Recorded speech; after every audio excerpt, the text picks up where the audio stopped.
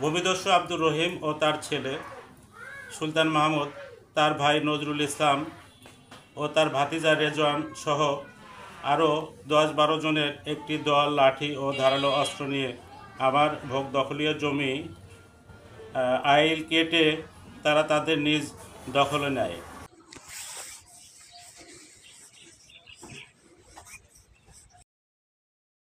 সাংবাদিক বিন্দু, আমি মোহাম্মদ হারেস আলী মোল্লা, গ্রাম চাকুলি, উপজেলা সাগারটা, জেলা গাইবান্ধা। এই মর্মে সংবাদ সম্মেলন করতেছি যে চাকুলি গ্রামের জামায়াতুল্লাহর ছেলে মোহাম্মদ আব্দুর রহিম, সে বর্তমানে কামালেরপাড়া ইউনিয়নের আওয়ামী লীগের ইউনিয়ন শাখার সহসভাপতি।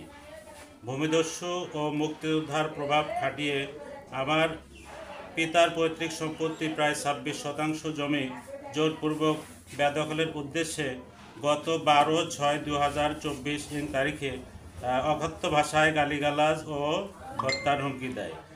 এ ঘটনায় সাগাটা থানায় একটি অভিযোগ দায়ের করি।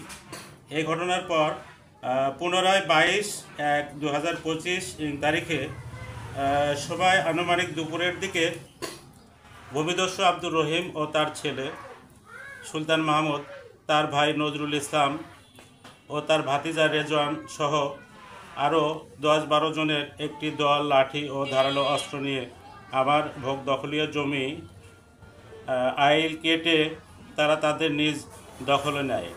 আমি বর্তমানে আমার নিজ পৈতৃক জমিতে যেতে পারছি না, এমনকি আমার বাড়িতেও থাকতে পারছি না। তারা অনবরত হুমকি দিয়ে যাচ্ছে। বর্তমানে আমি নিরাপত্তাহীনতায় ভুগছি। আমি ছাড়াও আরও ভুক্তভোগী রয়েছেন।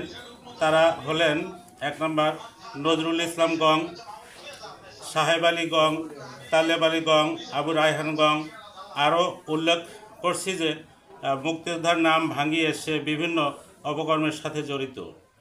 আমি সংবাদ সম্মেলনের মাধ্যমে বলতে চাই সে তৃতীয় শ্রেণীর সরকারি কর্মচারী হয়ে নামে বেনামে অনেক সম্পদের মালিক হয়েছেন। আবার